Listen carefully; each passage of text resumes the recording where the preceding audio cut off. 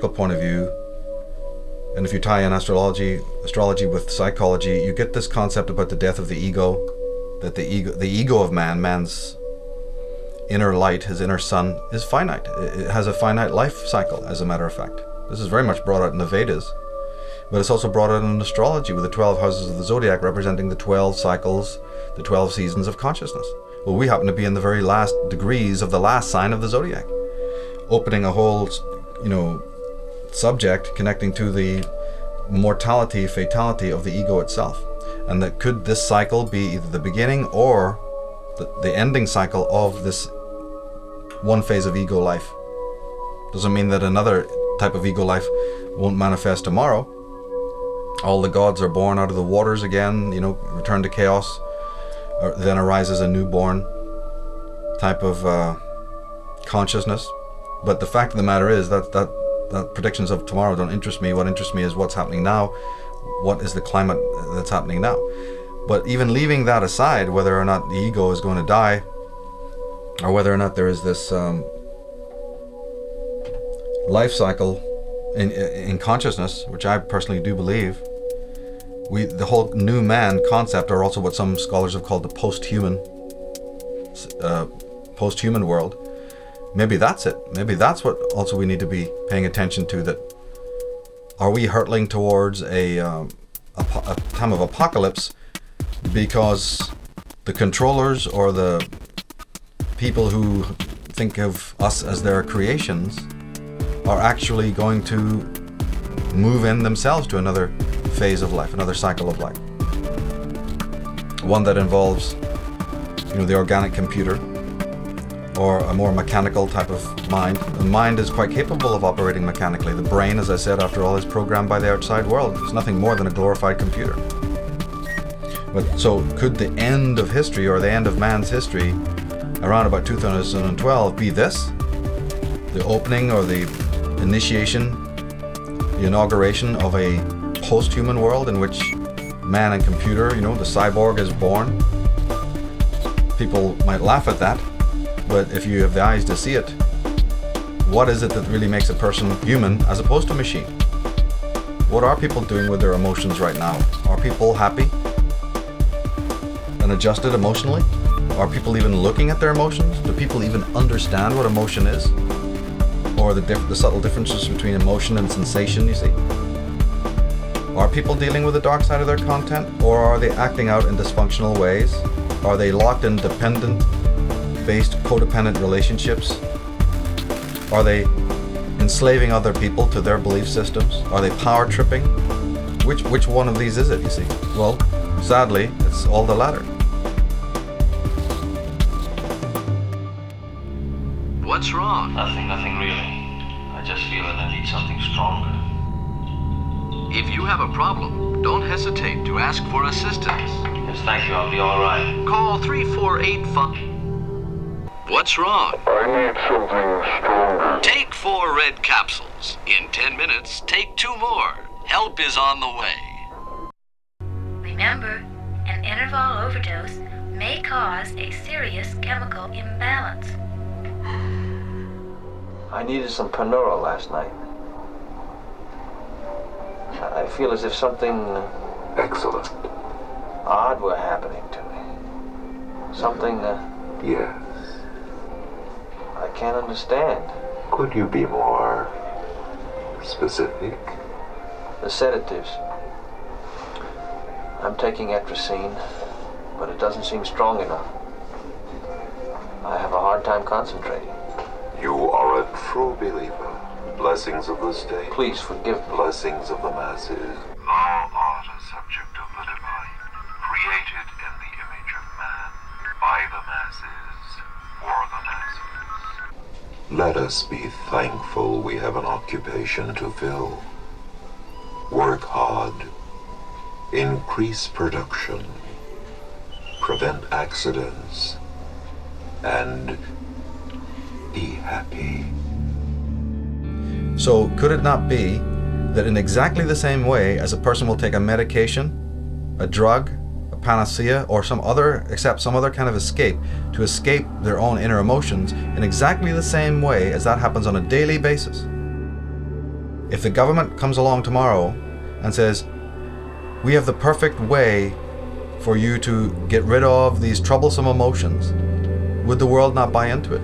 I think the world would buy into it in 5 seconds flat. They would. They're already doing it. This pill can solve all of your problems. It's called Prozac, and it may mean the end of depression as we know it. I've been taking Prozac for 2 years. And what difference has that made? Brilliant.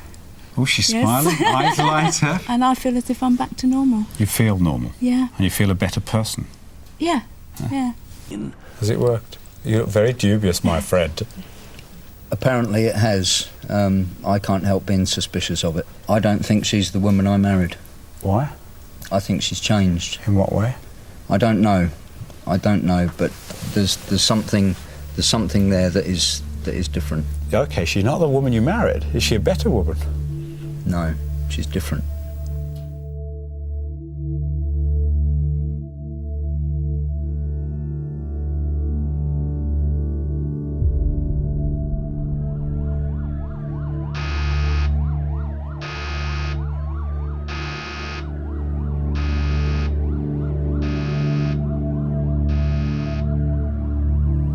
Medication, the prescription drugs are on the skyrocketing. Illicit drugs, of course. The climate of debauch, the feeling of disgruntlement and utterly alienated feelings, you see, of these mutilated teens who don't meet any wise grandparents, who are latchkey children, you see, who never see their parents. They grow up on fast foods and popcorn and the television.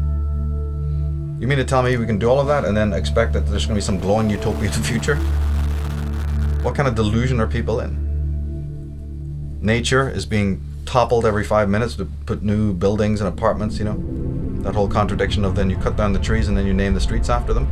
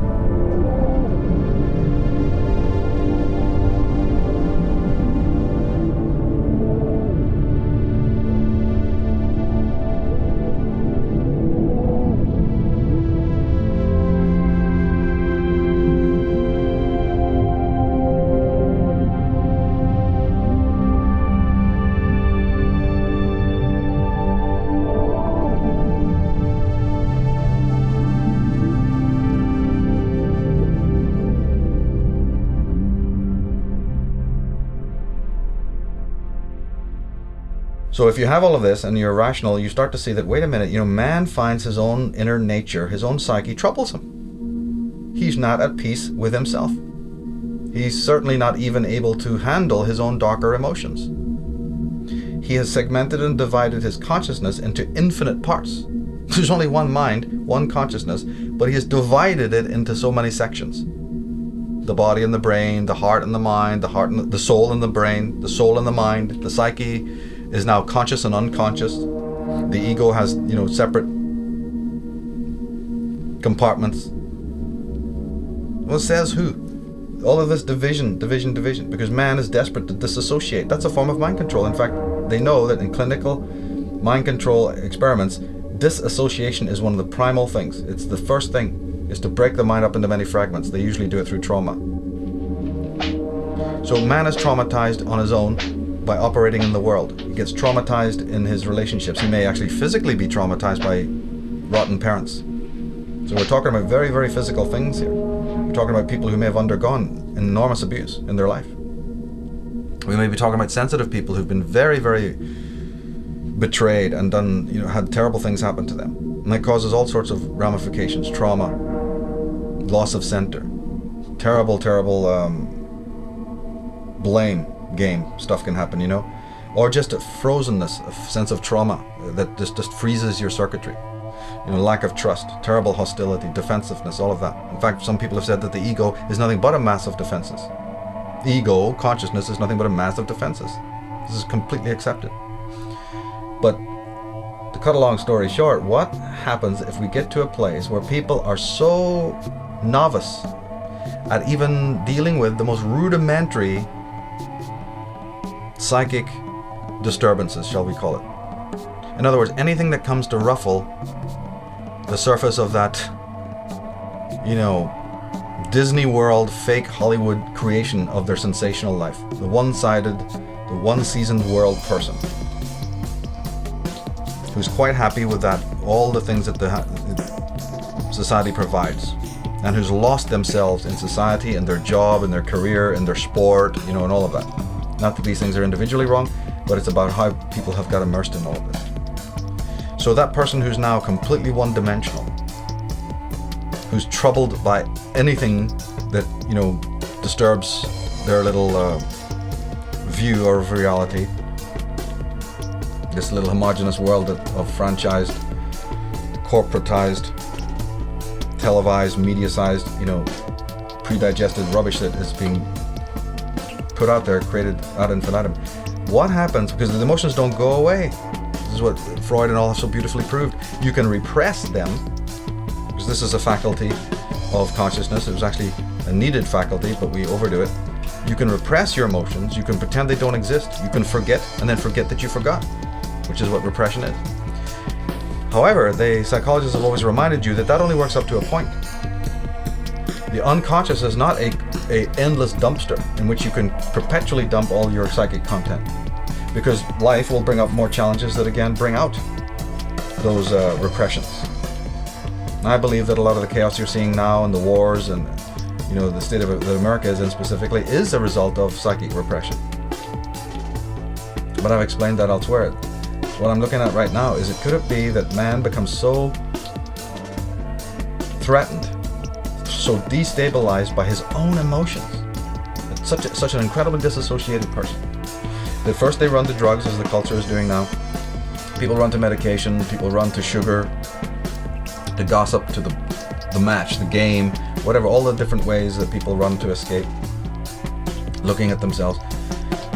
I don't see any difference in that. And if you predict that in the future, if you sort of look with prescience and think, well, man isn't changing that status quo. He's not getting any wiser. He's certainly not turning to alleviate the problem in a good way. Well, my God, then that's pretty frightening. Is that what it means by the end of the world, the end of history? That all the idioms that have been built by our wise forefathers, we sell it out up the river? When I look around at human beings, I can definitely see that coming.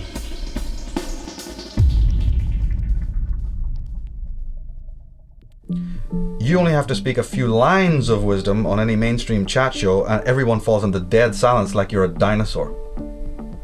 You can be on the Bill Maher show, you can be on Oprah Winfrey, and you just happen to drop one line of anything that sounds like it means something, and everyone freezes like they've been tasered. There's the obligatory silence, change of subject, or you're a nut. Suspicion. People are suspicious of the wise. I'll tell you why they're suspicious of that. Because they have now removed themselves in their consciousness so far from their own authentic voice, from their own imagination body, from their own centers of intelligence. What is it? You have intellect, but you don't have intelligence? People can be intellectual, but not necessarily intelligent. It's very true. It's very accurate. But if you have removed yourself and you become so dependent on the teachers and the priest and the expert, that you've so divorced yourself from your own voice. I don't see. People have, in my eyes, have already done that. When you go to school and, there's no difference in the world to me. Then the type of acceptance of external authority that is already going on right now in the world and what might be coming tomorrow of a more severe nature. Because the most frightening machine of all is a man that has lost his humanity, lost his virtue. What you see in most people today is not virtue. What you see today is the performance of deeds, sort of by rote, like you've been trained. You take even a fantastic stallion, a wild stallion, but you train it and you whip it every hour of every day, you're going to have that stallion do the most idiotic things. They can make the elephant, the greatest of all creatures on the earth, jump through hoops and do the most ludicrous things. Killer whales, can you believe it? Have been trained to, pounce about in a swimming pool. Don't tell me then that the human being is not going to be able to, told to stand on his head. He's absolutely quite capable. He does it every day. He's in absolute escapism from the real. And so that person can become so far removed, so psychically, he can become an inhabitant psychically of the periphery of being. If you want to use some philosophical jargon, he can become an inhabitant, of the periphery of his own being. He can live on the surface of himself. Hell, you only have to listen to most people's voices to know they're living on the surface of themselves, that they're not even connected to their, deeper emotions. Some people are experts in the way people walk, their stance, their posture, sound of voice, choices that they've made, the relationships that they're in. There's ways to tell. There's ways to tell. And people are sitting around going, well, I don't know what that means. You have to tell me what it means. You got to show, have you got a religion I can join? Or, have you got a book I can read? Or, where's the system? I'd love to do that. I'd love to find out all about myself. Tell me how. Tell you how. What planet are we on? The meaning is that you discover it yourself. This is an absolute journey only you can go on.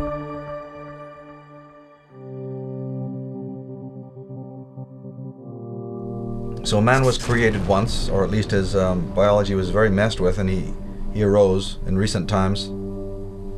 Somewhere between 50,000 years ago and 13,000 years ago, something incredible happened that then caused, historical trauma. And that trauma can be traced back about 10,000 years.